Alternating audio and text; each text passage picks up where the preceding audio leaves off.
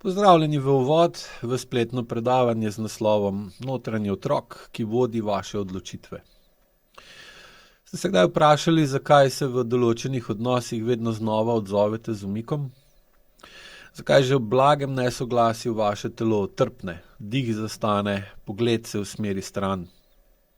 Zakaj rečete da, čeprav v sebi jasno čutite ne? Zakaj ste pogosto razumevajoči do drugih, a odtujeni od sebe? To niso le vedenjski vzorci, ki bi jih lahko spremenili z voljo ali razumskim naporom. To so odzivi, ki so še vedno zapisani v vašem telesu. So izrazi notranjega otroka, ki je nekoč preživel tako, da se je umaknil, prilagodil, utihnil. In ko tak odziv postane avtomatski, vas vodi tudi takrat, ko mislite, da se zavestno odločate. Namen AEQ pristopa je, da notranji otrok postopoma odrasle v odraslo osebo. Da v sebi začnete razvijati tisti del, ki je bil v otroštvu zadržan, zmrznjen ali utišan. Ko notranji otrok dozori, ni več razlike med starostjo telesa in starostjo čutenja. Takrat ni več razpoke med tem, kar veste, in tem, kar zmorete izraziti. Med tem, kar čutite, in tem, kar si upate storiti.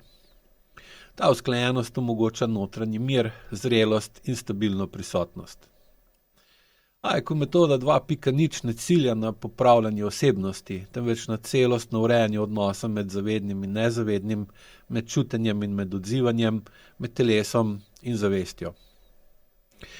Notranji otrok ni simboličen koncept, temveč živa izkušnja, ki se izraža v napetosti vaših mišic, vaši drži, v tonu vašega glasu in v tem, kako stojite, gledate, dihate. AEQ metoda 2.0 jasno pokaže, da preteklost ni za nami, temveč še vedno oblikuje način, kako se premikamo, odzivamo, vzpostavljamo stik z drugimi in urejamo odnos s samim sabo. Telo ne različuje med nevarnostjo izpred 30 let in današnjim konfliktom. Če je bilo takrat varneje molčati, se umakniti ali skrbeti za druge, bo telo tudi danes izbralo enako pot. Še preden razmislite, še preden razum vključi svojo presojo, še preden izdihnete, telo že izvede stari odziv.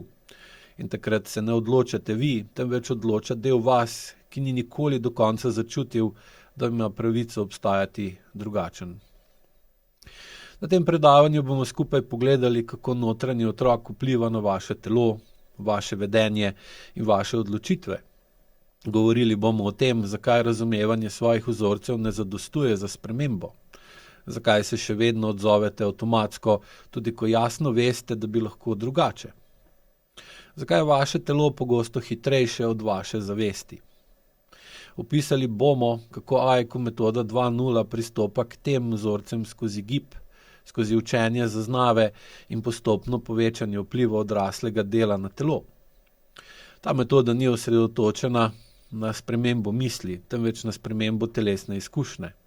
Ne temelji na razlagi, temveč na čutenju. Ko telo čutite drugače, lahko vaša misel sledi telesu in okolju. Notranji otrok se ne izraža le v odnosih z drugimi, temveč tudi v vašem odnosu do sebe.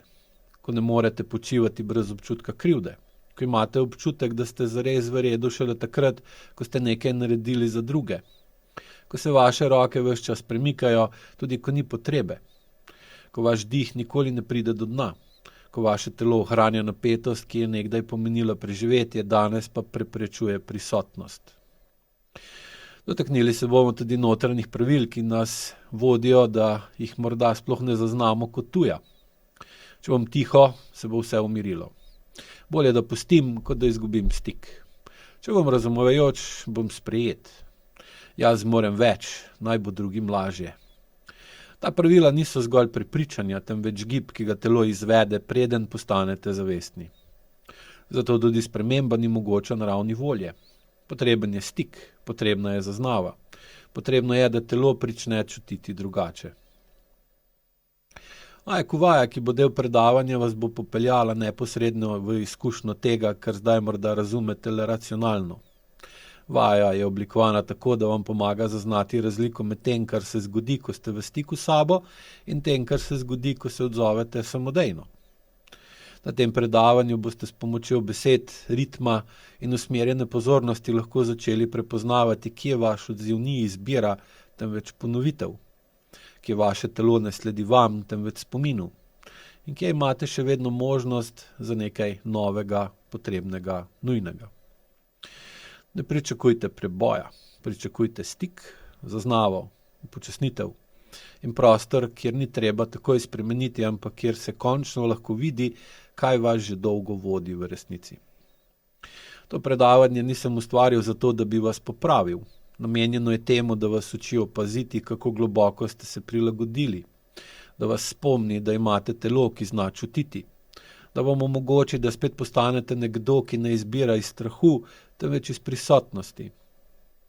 Vabim vas, da predavanju prisluhnete z zavedanjem, da ne gre za niz navodil, temveč za povabilo k drugačnemu občutku, v bolj nežen stik s sabo, v prostor, kjer odločata ne otrok in strah, temveč zrel del, ki se lahko nauči obstajati tudi takrat, ko je težko. In ko se to zgodi, se začnete vračati v vpliv. Ne preko napora, temveč skozi sposobnost biti prisotni v trenutku, ki bi vas nekoč odnesel v preteklost. Ko čutite, da imate izbiro, ko ni treba takoj reagirati, ko je stik z dihom močnejši od potrebe po dokazovanju, ko zmorete občutiti telo, ne da bi ga hoteli spremeniti, ko dovolite, da vas vodi občutek, ne refleks. In takrat se nekaj premakne. Ne nujno v vedenju ali drži, v tonu, v vašem notranjem odnosu do sebe. To je prostor, kjer začne nastajati nov red. Ne zato, ker mora biti vse drugače, temveč zato, ker imate končno priložnost obstajati kot vi sami, kot ena celota.